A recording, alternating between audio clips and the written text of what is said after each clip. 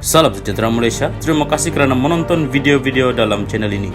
Sebelum kita mula, jangan lupa untuk tekan tombol subscribe, share, like dan komen. Let's go! Salam sejahtera dan salam perpaduan. Berita seterusnya dipetik dari syahbudin.com.net bertajuk Penentang Zahid Hamidi sudah kena bungkus ikat mati. Ini masanya untuk mereka beralih ke lain parti. Berita penuh. Walau apa jua tanggapan atau cuba dinafikan, hakikat yang jelas dan difahami semua orang kini ialah kepimpinan UMNO pusat hampir sepenuhnya dikuasai oleh pasukan Presiden Ahmad Zahid Hamidi. Daripada 3 naib presiden, 2 daripadanya Wan Rosdi, Wan Ismail dan Khalid Nordin memang diketuai penyokong kuatnya, manakala Johari Ghani pula bukanlah begitu keras tidak menyokong Zahid Hamidi. Senang cerita, ketiga-tiganya adalah bersama Zahid Hamidi.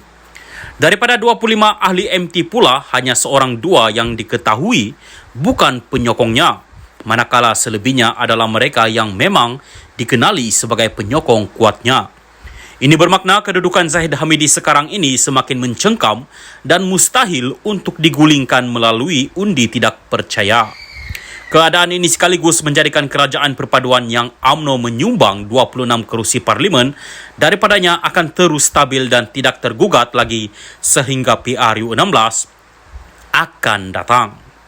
Apa juga cubaan mahu merampas kuasa atau menjatuhkan kerajaan di pertengahan jalan sebagaimana berlaku sebelum ini eloklah dilupakan saja.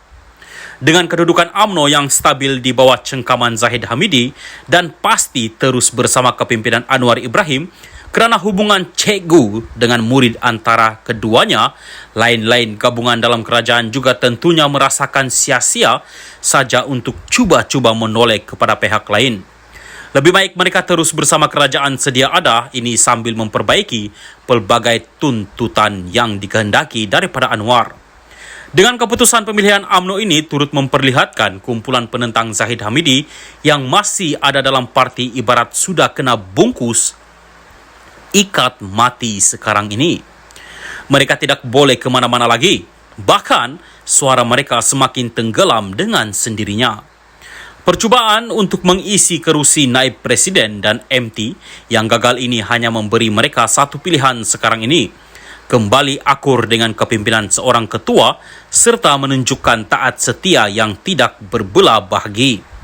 Tiada guna jika cuba menampilkan suara yang berbeza kerana dengan cengkaman yang makin kukuh ini tambah membuatkan Zahid Hamidi tidak takut sama sekali untuk memecat atau menggantung keahlian mereka yang berani menentangnya.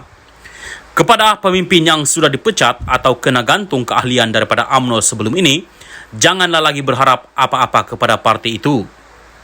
Yang dipecat bakal selama-lamanya akan berada di luar UMNO selagi Zahid Hamidi menjadi presidennya. Manakala yang kena gantung 6 tahun pula bertabalah kerana nama mereka pasti tidak dicalonkan lagi pada PRU16 nanti. Makna kata, kedua-dua kelompok itu sudah tiada tempat lagi dalam UMNO dan sudah berakhir riwayat mereka. Pilihan yang terbaik bagi mereka jika ingin terus berpolitik hanyalah dengan segera mencari wadah atau parti baru untuk meneruskan perjuangan. Pilihlah apa saja parti yang bersepa-sepa ada sekarang ini. Bersatu, PAS, Pejuang, Putra, Berjasa dan macam-macam lagi yang ada. Kalau tidak mahu beralih kepada mana-mana parti, konon sayang sangat kepada UMNO, elok bersara sajalah pilihan yang sebaiknya. Menunggu untuk kembali meneruskan perjuangan bersama UMNO yang entah bila waktunya, tambahan lagi usia masing-masing pun semakin menua, ia adalah kerja paling membuang masa dan sia-sia. Tambahan lagi, UMNO selepas ini lebih mungkin terus kekal sebagai penumpang saja daripada mampu kembali semula sebagai peneraju kuasa. Tetapi, jika memilih menyertai parti baru, mana tahu tiba-tiba mampu beroleh kuasa? Syahbudin Hussein, 19 hari bulan 3, 2023. Salam sejahtera dan salam perpaduan. Berita seterusnya dipetik dari Malaysia kini bertajuk Dr. Mahathir kegagalan terbesar buat Melayu, kata Saleh keruak. Berita penuh. Proklamasi Melayu itu cuma tunjukkan Dr. Mahathir adalah kegagalan terbesar mempertingkat sosioekonomi orang Melayu, kata bekas Ketua Menteri Sabah itu. Pengisytiharan yang dilaungkan oleh Dr. Mahathir Mohamad nampaknya menunjukkan dia adalah kegagalan terbesar dalam mempertingkatkan kedudukan sosioekonomi orang Melayu, kata bekas Ketua Menteri Sabah Saleh Said Keruak. Dia mengulas proklamasi 12 perkara oleh Mahathir itu yang menyalahkan kesusahan ekonomi dan politik kaum itu atas kecuaian pemimpin Melayu sendiri. Dalam erti kata lain, Saleh menyifatkan ia ibarat pengisytiharan yang menuduh diri sendiri kerana ia mencadangkan bahawa Mahathir adalah yang paling cuai daripada semua kepimpinan Melayu itu. Beliau telah menjadi Perdana Menteri selama 22 tahun dari 1981 hingga 2003 dan kemudian selama 22 bulan dari 2018 hingga 2022 dia mengetuai dua kerajaan berbeza tetapi masih gagal. Pengisytiharan itu menunjukkan bahawa penggantiannya Abdullah Ahmad Badawi juga gagal. Orang yang disokongnya untuk menggulingkan penggantinya Najib Razak juga gagal. Orang yang bekerjasama dengannya untuk menjatuhkan pengganti kepada penggantinya Muhyiddin Yassin juga gagal. Selain menggagalkan dirinya, Mahathir mempunyai peranan penting dalam memilih orang lain yang juga dikatakan gagal dalam mempertingkat nasib orang Melayu. Jadi kesimpulannya mudah sahaja. Dia adalah kegagalan terbesar, katanya kepada Malaysia Kini. Mempertahankan bagaimana pengisytiharan itu mendakwa pilihan raya umum lepas menyaksikan kaum Melayu hilang kuasa politik, Saleh menyoal pemerintahan Mahathir yang tidak dipertikaikan selama lebih 2 dekad. Beliau mengetuai kerajaan yang berjaya dalam semua pilihan raya umum. BN telah menguasai 2/3 daripada kerusi Dewan Rakyat. Walaupun begitu, pengisytiharan itu mendakwa keadaan orang Melayu masih dalam keadaan suram.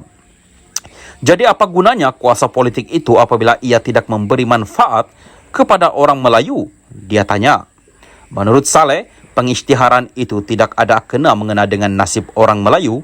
Sebaliknya, bagi memastikan Mahathir kekal relevan selepas tewas dalam pilihan raya umum lalu. Namun demikian, bekas Ketua Menteri itu berkata proklamasi itu mencadangkan agar Anwar dan kerajaan gabungannya harus diberi pertimbangan sebagai harapan terbaik kerana gabungan ini belum diuji. Apa gunanya kembali kepada pemimpin seperti Mahathir yang menurut pengisytiharannya sendiri adalah pemimpin cuai yang gagal? Dia tanya. Oleh itu, Saleh berkata jika Mahathir tidak dapat menjadi sebahagian daripada penyelesaian, dia tidak sepatutnya menjadi sebahagian daripada masalah itu. Mahathir telah menyalahkan Anwar kerana beberapa premis membatalkan tempahan untuk mengadakan perhimpunan bagi melancarkan pengisytiharan itu. Antara lain, pengisytiharan itu menyatakan orang Melayu tidak pernah menguasai ekonomi negara ini. Gerai-gerai kecil mereka pun sudah diambil orang. Mutakhir, satu-satunya kuasa yang ada yaitu politik yang terlucut dari tangan mereka. Nasib orang Melayu kini dan akan datang tidak lagi dapat ditentukan oleh mereka. Puncanya kerana kecuaian pemimpin Melayu sendiri. Parti Melayu atas nama agama, bangsa dan negara sudah diseleweng menjadi parti untuk memewahkan diri. Rebutan jawatan dan wang telah menjahanamkan perpaduan bangsa Melayu. Lemahnya Melayu sehingga kedaulatan tanah air ini pun bakal terlepas dari tangan mereka. Masa depan Melayu kini amat gelap. Kemiskinan memaksa orang Melayu menjual tanah-tanah mereka.